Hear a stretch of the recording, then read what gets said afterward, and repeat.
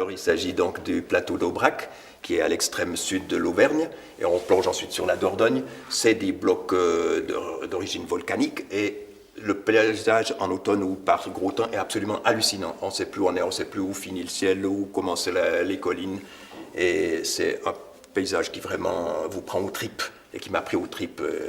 Jean-Michel Aubert, on vous trouve ici à l'Essor au mois de mars 2005. Je crois que c'est votre deuxième exposition. Alors il s'agit effectivement de la deuxième.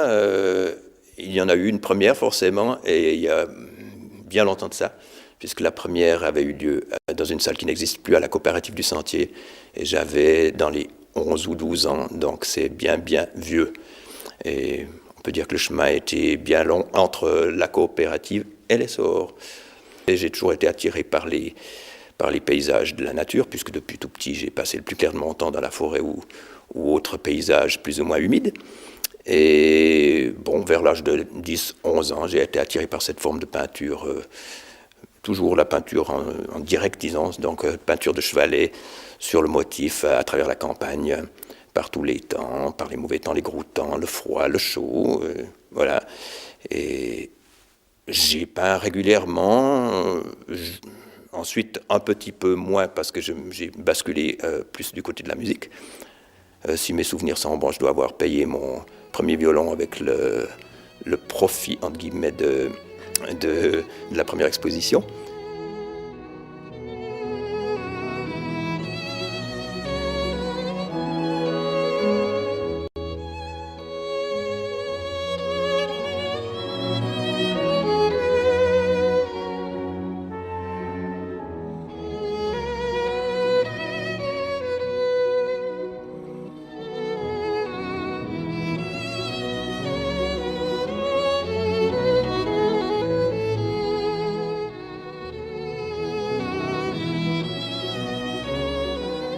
C'est tout de suite quelqu'un qui m'a plu parce qu'il a un côté peut-être un peu rude et rugueux, je dirais, quand on le voit. Mais quand on découvre le personnage derrière, c'est quelqu'un qui a beaucoup de choses à dire. Et moi, en tant que faisant partie d'un ensemble de musique de chambre où il était le violoniste, j'ai beaucoup apprécié.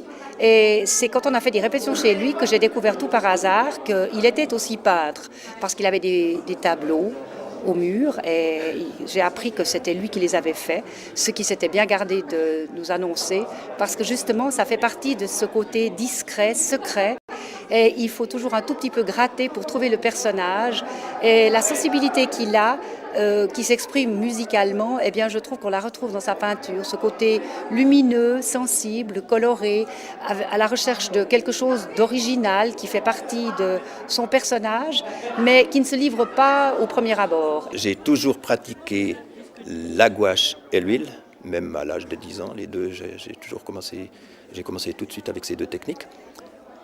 Et j'ai besoin d'une certaine matière. C'est pour ça que j'ai jamais en fait pratiqué l'aquarelle. C'est pas parce que je n'apprécie pas l'aquarelle, mais il me faut toujours une certaine épaisseur. Et la gouache, c'est quelque chose d'opaque, l'aquarelle, c'est quelque chose de transparent.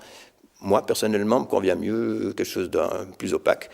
Et alors, la gouache doit être réalisée très rapidement, on ne peut pas revenir sur le travail, donc il faut maîtriser le travail presque d'un jet, même si on peut faire certaines retouches, mais difficilement. Ou bien on a réussi, ou bien on a raté, alors que l'huile permet de revenir plus facilement sur son travail, mais dans une certaine mesure. On ne peut pas faire une forêt, un coin de forêt un jeudi matin, un ciel le samedi soir.